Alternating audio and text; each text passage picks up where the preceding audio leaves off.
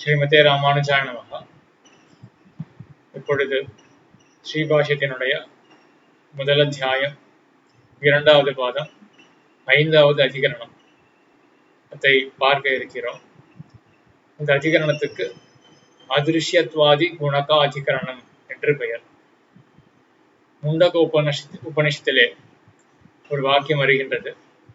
அச்சபரா யயா தத் அக்ஷரம் அதிகம்யதே எத்தது அதிரேஷ்யம் அக்ராஹ்யம் அகோத்திரம் அவர்ணம் அச்சக்ஷுஸ்ரோத்திரம் தத் அபாணிபாதம் நித்யம் விபும் சர்வகதம் சுசூக்ஷ்மம் ததப்யயம் எத் பூதயோனி பரிபஷ்யந்தி தீராஹா என்று ஒரு வாக்கியம் வருகின்றது. இந்த வாக்கியத்திலே அதிரேஷ்யம் காணப்படாத ஒரு பொருளானது சொல்லப்படுகின்றது. அது என்னது என்ற ஒரு விசாரம். அதே போல இதே உபநிஷத்திலே மேலொரு கட்டத்திலே அக்ஷராத் பரதஃப் பரஹா, அக்ஷரத்தை காட்டிலும் மேம்பட்டதான ஒரு பொருள். ஆக இந்த ரெண்டு வாக்கியங்களை விசாரிக்கிறார் வேதவியாசர். அதிருஷ்யமாக காண முடியாததாக ஒரு பொருள் பேசப்படுகின்றது. அதே போல மேலொரு இடத்திலே அக்ஷரத்தை காட்டிலும் பரமமாக ஒரு பொருளானது, அக்ஷரத்தை காட்டிலும் மேம்பட்டதாக ஒரு பொருளானது பேசப்படுகின்றது. இந்த இரண்டு பொருள்கள் என்ன என்றுதான் விசாரம். அதிலே பூர்வபக்ஷம் எழுகின்றது. முதல் வாக்கியத்திலே சொல்லப்பட்டது கண்ணுக்கு தெரியாதது அப்படின்னு சொல்லப்படுறது இல்லையா, அதுதான் மூல பிரகிருதி பிரதானம் என்கிற அச்சேதனம் என்று அங்கு பூர்வபக்ஷம் எழுகின்றது. அதே போல அக்ஷராத் பரதஃப் பரஹா, அக்ஷரத்தை காட்டிலும் மேம்பட்டது என்று சொல்லப்படக்கூடிய அந்த மேம்பட்ட பொருள் என்னது என்றால், அக்ஷரம் என்றால் பிரகிருதி, மூல பிரகிருதி, அதை காட்டிலும் மேம்பட்டவன் ஜீவாத்மா, சமஷ்டி புருஷன், அவன் தான் இங்கு பரனாக சொல்லப்படுகின்றான் என்று. ஆக இந்த முண்டகோபனிஷத் இந்த கட்டத்திலே எது பேசப்படுகின்றது என்றால் மூல பிரகிருத்தியும் அதே போல சமஷ்டி புருஷன் ஜீவாத்மா தான் பேசப்படுகின்றான் என்று பூர்வபக்ஷம். சரி, இந்த பூர்வபக்ஷத்துல என்ன யுக்தி, என்ன ஒரு லாஜிக் என்றால், நாம் அறிய வேண்டிய லாஜிக் என்னன்னா, எத்தது அக்ஷரம் அதிரேஷ்யம் அப்படின்னு வந்தது இல்லையா, அதாவது அச்சபராயா தது அக்ஷரம் அதிகம்யதே எத்தது அதிரேஷ்யம் அக்ராஹ்யம் அப்படின்னு அக்ஷரம்னு ஒரு பொருள் இருக்கு. அது எப்படிப்பட்டது அப்படின்னா அதிரேஷ்யம், காண முடியாதது அப்படின்னு சொன்ன உடனேயே நமக்கு எது சட்டுன மனசுக்கு தோன்றும் என்றால் மூல பிரகிருதி பிரதானம் தான் மனசுக்கு தோற்றும் என்று பூர்வபக்ஷி சொல்லுகிறான். என்ன நியாயத்தை அவன் ஸ்தாபிக்கிறான், உபஸ்தாபிக்கின்றான் என்றால், இந்த பொருள் அல்ல, இதை காட்டிலும் வேறுபட்டது அப்படின்னு சொன்னாலே எந்த பொருளை காட்டிலும் நாம் வேறுபடுத்தி பார்க்கிறோமோ அதை ஒத்ததாக தான் நமக்கு அந்த வேறுபட்ட பொருளானது தோன்றும் அப்படின்னு சொல்றான். அதாவது அப்ராமணர் அப்படின்னு சொன்னோம்னா சட்டுன்னு நமக்கு என்ன தோணும், பிராமணர் அல்லாதவர். சரி, பானை இருக்கு, அது கூட தான் பிராமணன் கிடையாது இல்லையா, அப்ப பானைன்னு தோணுமா? அப்படி தோணாது. ஆனால் என்ன தோணும் என்றால் ஒரு மனிதன் அப்படின்னு தான் தோணும். ஏன்னா இந்த பிராமண சொல்லானது ஒரு மனிதனை குறிக்கிறது இல்லையா, அப்ப பிராமணர் அல்லர் அப்படின்னு சொல்லும் பொழுதும் கூட நமக்கு கூட சேர்ந்து என்ன தோன்றும், பிராமணர் அல்லாத ஒரு மனிதர் அப்படின்னு தான் தோணுமே ஒழிய பானையோ இல்லாட்டி நூலோ நமக்கு தோன்றாது இல்லையா. அதே போலதான் அதிரேஷ்யம், காண முடியாதது. திரேஷ்யம் அப்படின்னா காணத்தக்கது, அதிரேஷ்யம் காண முடியாதது அப்படின்னு சொன்ன உடனே காணக்கூடியது எதுவோ அதுக்கு ஒத்ததாக தான் அதிரேஷ்யம் அப்படின்னு நமக்கு தோணும். காணக்கூடியது என்ன, அச்சேதன பொருள்கள் தான். காண முடியாதது அப்படின்னு சொன்ன உடனே அது அல்ல, காணக்கூடிய பொருள் அல்ல அப்படின்னு சொல்லும் பொழுதும் கூட நமக்கு சட்டு என்ன தோணும் அப்படின்னா அந்த அச்சேதன பொருள் தான் தோணும். அப்ப அச்சேதன கூட்டத்துக்குள்ளேயே காண முடிகிற அச்சேதன பொருள் இப்ப நம்ம லோகத்துல பார்க்கக்கூடியது.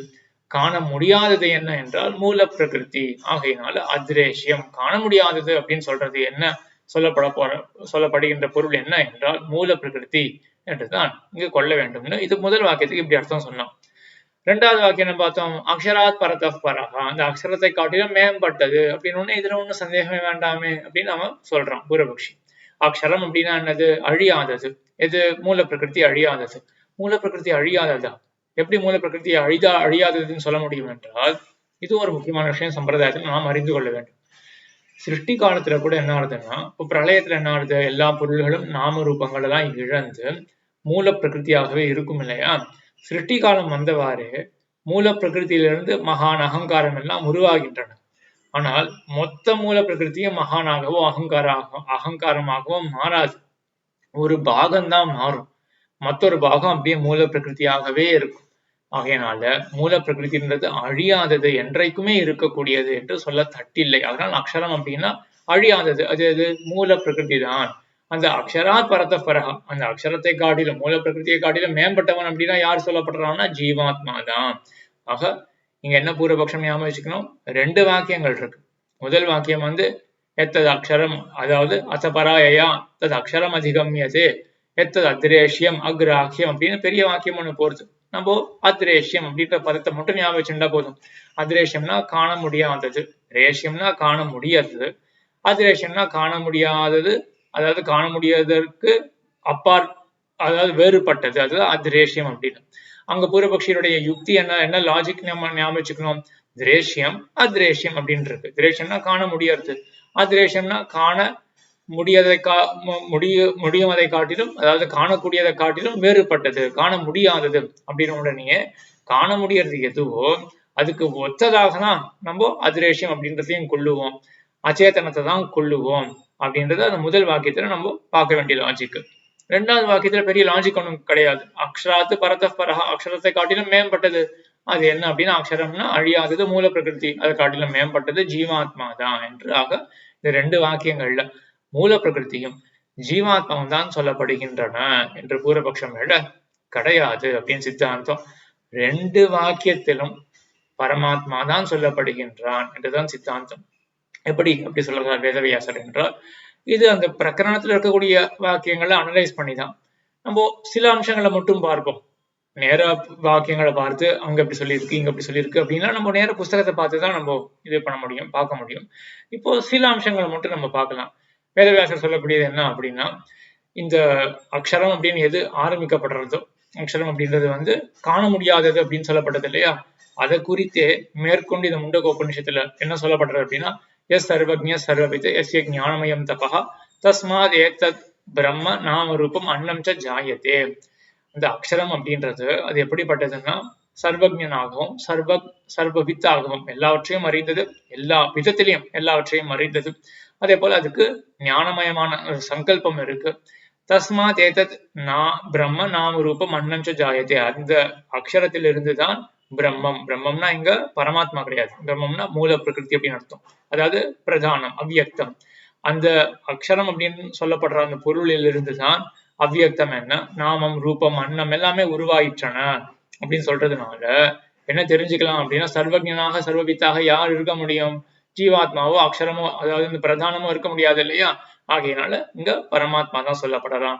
அதே போல அக்ஷராத் பரத பரஹா அப்படின்னு மேற்கொண்டு ஒரு வாக்கியத்தை எடுத்து இங்க ஜீவாத்மா சொல்லப்படலாம் அப்படின்னு சொன்னான் இல்லையா பூர்வபக்ஷி, அங்கேயும் எம்பெருமானார் கண்டிக்கிறார், ஜீவாத்மாவானவன் இங்க சொல்லப்படல. ஏன்னா அக்ஷரம் அப்படின்றதுக்கு அங்க என்ன அர்த்தம்னா நீ சொன்ன மாதிரியே மூல பிரகிருதி பிரதானம் அப்படின்றதுதான் அர்த்தம். அதை காட்டிலும் பரனாக ஜீவாத்மா இருக்கான், அவனை காட்டிலும் பரனாக இருக்கக்கூடியவன் பரமாத்மா என்றுதான் அங்க கொள்ள வேண்டும் அப்படின்னு. ஏன் கொள்ள வேண்டும் அப்படின்னா நம்ம நிறைய பிரகரணத்தை பார்த்து தெரிஞ்சுக்க வேண்டிய விஷயம். இப்ப நம்ம மேலோட்டமா தெரிஞ்சிருந்தால் போதும். ஆக இந்த அதிருஷ்யத்வாதி குணகாதிகரணத்தை பொறுத்த வரைக்கும் முக்கியமான நம்ம குறிப்புகள் என்ன எடுத்து வச்சுக்கணும், முக்கியமான நோட் பண்ண வேண்டிய பாயிண்ட்ஸ் என்ன என்றால், முண்டகோபுரி உபநிஷத்துல 2 வாக்கியங்கள் இருக்கு. முதல்ல அசபராயா தது அக்ஷரம் அதிகமியதே எத்தது அத்ரேஷ்யம் அப்படின்னு ஆரம்பிக்கிறது. அக்ஷரம் அப்படின்னு ஒண்ணு சொல்லப்படுறது, அந்த அக்ஷரம் எப்படிப்பட்டதுன்னா அத்ரேஷ்யம் காண முடியாதது அப்படின்னு சொல்லப்படுறது. காண முடியாதது என்ன அப்படின்னா இவன் சொல்றான் பூர்வபக்ஷி மூல பிரகிருதி பிரதானம் தான் அப்படின்னு சொல்றான். அதே போல அதே இடத்துல அக்ஷராத் பரத பரஹான்னு மற்றொரு வாக்கியம் இருக்கு, அந்த வாக்கியத்துல ஜீவாத்மா தான் சொல்லப்படுறது அப்படின்னு பூர்வபக்ஷம் எழ, அதுக்கு எம்பெருமானார் என்ன பண்ணார் அப்படின்னா வேதவியாசர் என்ன காட்டி கொடுத்தாரு என்றால், இந்த பிரகரணத்துல சர்வஜன் சர்வவித்து அப்படின்லாம் பேசப்படுறது அதெல்லாம் பரமாத்மாவுடைய பண்புகள். ஆகையினால இங்க 2 இடத்துலயுமே பரமாத்மா தான் பேசப்படுறான் அப்படின்னு இவ்வளவு ஞாபகம் வச்சிருந்தா போதும். அதுக்கப்புறம் மேலும் ஒரு யுக்தியானது காட்டப்படுகின்றது இந்த அதிகரணத்திலேயே. இந்த அக்ஷரம் அப்படின்னு என்ன சொல்லப்படுறதோ அதை குறித்து ஒரு வாக்கியம் வருது, அக்னிர் மூர்தா சக்ஷுஷி சந்திரசூரியோ திசஸ்ரோத்ரே வாக் விருத்தாஷ்ட வேதாகா அப்படின்னு. அக்னிர் மூர்தா, அக்னிஹி அப்படின்னா இந்த இடத்துல சொர்க்கலோகம் அப்படின்னு அர்த்தம். அந்த சொர்க்கலோகம் தான் இந்த அக்ஷரத்துக்கு மூர்தா தலை, அதே போல சக்ஷுஷி சந்திரசூரிய கண்கள், இரு கண்கள் என்ன அப்படின்னா, இரண்டு கண்கள் என்ன அப்படின்னா ரெண்டு கண்கள் வந்து சூரியனும் சந்திரனும் தான். அதே போல திசஸ்ரோத்ரே இந்த செவிகள் என்ன அப்படி, ரெண்டு செவிகள் என்னன்னா ஸ்ரோத்திரங்கள் என்னன்னா திக்குகள் தான் செவிகள். அதே போல வாக் விருத்தாச வேதாக, இதனுடைய வாக் ஏற்படக்கூடியதுதான் வேதங்கள். இப்படிப்பட்ட தன்மைகள்லாம் யாருக்கு கூடும்? ஜீவாத்மாவுக்கும் பிரதானத்துக்கும் கூடாது. இதெல்லாம் வந்து பரமாத்மாவுக்கு பரம்பொருளுக்கு தான் என்று இதையும் இந்த முண்டக உபனிஷத்தான சொல்லியிருக்கிறபடினால இங்க பரமாத்மா தான் பேசப்படுகின்றான் என்று இதுதான் அந்த அதிர்ஷ்யத்வாதி குணகாதிகரணத்துல சொல்லப்படுற விஷயம். அடுத்த அதிகரணத்தையும் பார்க்கலாம். அடுத்தது இந்த பாதத்தினுடைய இறுதியான அதிகரணம் வைஸ்வானர அதிகரணம் என்று 6வது அதிகரணம் வைஸ்வானர அதிகரணம். இதுல போன இந்த அதிர்ஷ்யத்வாதி குணகாதிகரணத்துல என்னன்னு முடிக்கப்பட்டது? பரமாத்மாவுக்கு ஒரு ஏதோ ஒரு ரூபம் சொல்லப்படுறது, அக்ஷரத்துக்கு ஒரு ரூபம் இருக்குன்னு. அந்த உருவமானது ஜீவாத்மாவுக்கோ பிரதானத்துக்கோ ஏற்படாது, பரமாத்மாவுக்கு மட்டும்தான் ஏற்படும். எப்படிப்பட்ட உருவம் என்றால், சொர்க்கலோகத்தை தன்னுடைய தலையாக கொண்டு, சந்திரசூரியர்களை கண்ணாக கொண்டு, அதே போல திக்குகளை எல்லாம் செவியாக கொண்டு, அதே போல வேதத்தை தன்னுடைய விவருத்தமாக கொண்டு, பேச்சாக கொண்டு இருக்கக்கூடிய இந்த நிலையானது அது பரமாத்மாவுக்கு மட்டும்தான் கூடும் அப்படின்னு போன அதிகரணத்துல கடைசியில முடிச்சாரு இல்லையா? அங்கதான் இப்ப சந்தேகம். இந்த வைஸ்வானர அதிகரணத்துல சாந்தோக்கிய உபநிஷத்துல ஒரு இடத்துல என்ன தெரிய வருது அப்படின்னா, இந்த மாதிரி ஒரு விஸ்வரூபம் இருக்கு இல்லையா, அது பரமாத்மாவுக்கு இல்லாமல் மற்றொரு தேவதைக்கு இருக்கா போல இருக்கே அப்படின்னு ஒரு சந்தேகம் வரதான் இந்த அதிகரணமானது ஏற்படுகின்றது. இது சாந்தோக்கிய உபநிஷத்துல இருக்கக்கூடிய வாக்கியங்களை பற்றி விசாரம் செய்யக்கூடிய அதிகரணம். ஆத்மானமேவ இமம் வைஸ்வானரம் சம்பிரத்யேஷி தமேவ நோ ப்ரூஹி அப்படின்னு 4 பேர் இருந்தார்கள். 5 பேர், அதாவது ஔபம மன்யவகா அப்படின்னு தொடக்கமான 5 அந்தணர்கள். அந்த 5 அந்தணர்கள் என்ன பண்ணார்கள் என்றால், அவர்கள் உத்தாலகர் அப்படின்னு மற்றொருவர் அவரிடத்துல போயிட்டு வைஸ்வானரம் அப்படின்னு அங்கெல்லாம் சொல்லப்படுறது வேதத்துல, இந்த வைஸ்வானர உபாசனத்தை எனக்கு சொல்ல வேண்டும் அப்படின்னு இந்த 5 போய் கேட்டார்கள். யாரு? உத்தாலகர். அந்த உத்தாலகர் சொன்னார், எனக்கும் முழுசா தெரியாது, நம்ம ஒண்ணு பண்ணுவோம், அஸ்வகீர்த்தி அப்படின்ற ராஜா இருக்கான், அவன் தான் இப்ப வைஸ்வானர் உபாசனம் பண்ணிட்டு இருக்கான், அவனிடத்துல போய் தெரிஞ்சுக்கலாம் அப்படின்னு இந்த 6 பேர் அஸ்வகீர்த்தி அப்படின்ற ராஜா இடத்துல போய் சேர்ந்தாரு. இந்த வைஸ்வானரன் அப்படின்ற அந்த அவனை பத்தி சொல்ல வேண்டும், அவன் உபாசனம் பண்ண வேண்டும், அவனை உபாசனம் பண்ணால் மோட்சம் போக முடியும், ஆக மோட்சத்துக்கு சாதனமான அந்த உபாசனத்தை சொல்ல வேண்டும் அப்படின்னு பண்ணியிருந்தார்கள். இப்போ இந்த வைஸ்வானரன் அப்படின்னு சொல்லப்படுறதான இவன் யாரு அப்படின்றதுதான் இந்த சந்தேகமே. அதுல பூர்வபக்ஷம் எழுறது, இதுல ஒரு ஆச்சரியமான பூர்வபக்ஷம். மற்ற அதிகரணத்தை போல இல்லாமல் இங்க என்ன பூர்வபக்ஷம் அப்படின்னா, மற்ற அதிகரணங்கள்லாம் எப்படி இருக்கும், இங்க அக்ஷரம் அப்படின்னு சொல்லப்படுறது ஜீவாத்மா, பிரதானம் தான், இல்லாட்டி இந்த தேவதை அப்படின்னு இந்திரன் அப்படின்ற தேவதை, இந்த மாதிரிலாம் பூர்வபக்ஷம் இருக்கும் இல்லையா?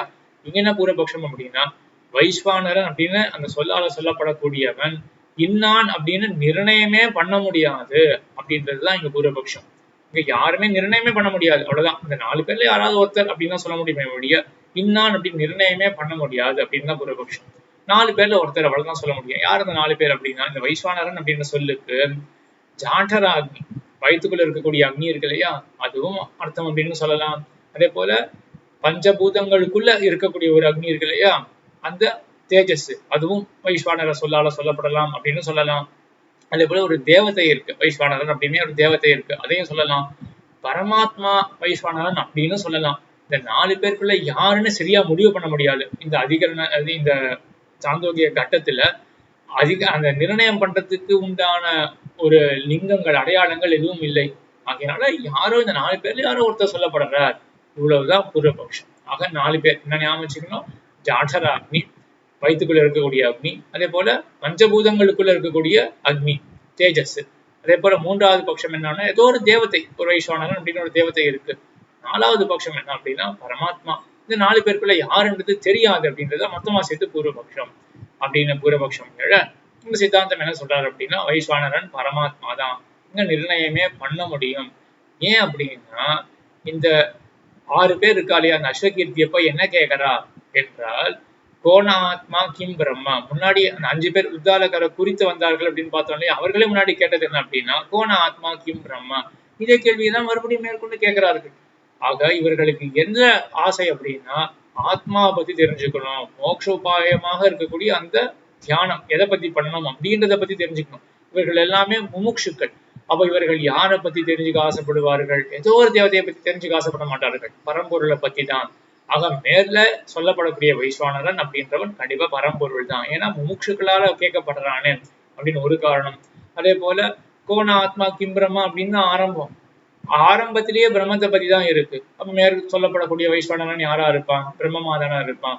சில இடத்துல இந்த கட்டத்துல என்னன்னா வைஸ்வானரன் அப்படின்ற அந்த சப்தத்தினுடைய ஸ்தானத்துல பிரம்மம் அப்படின்னு சொல்லே பட்டிருக்கு. அதனால இப்படி காரணங்களை கொண்டு நம்ம என்ன தெரிஞ்சுக்கலாம் என்றால், வைஸ்வானரன் என்ற சொல்லால சொல்லப்படுறவன் பரம் பிரம்மம், அதாவது பரமாத்மா தான் என்று தெரிஞ்சுக்கலாம் என்று இந்த அதிகரணம் முற்றிற்று. ஆக 2 அதிகரணங்களை பார்த்துள்ளோம். இதான் இந்த பாடத்தினுடைய கடைசியான 2 அதிகரணங்கள். அதிருஷ்யத்வாதி குணக்க அதிகரணம், அதே போல இப்ப பார்த்தது வைஸ்வானர அதிகரணம். இதோட இந்த 2ஆம் பாதமானது முடிவடைகின்றது. ஆழ்வார் திருவடிகளே சரணம், எம்பெருமானார் திருவடிகளே சரணம், ஜீய திருவடிகளே சரணம்.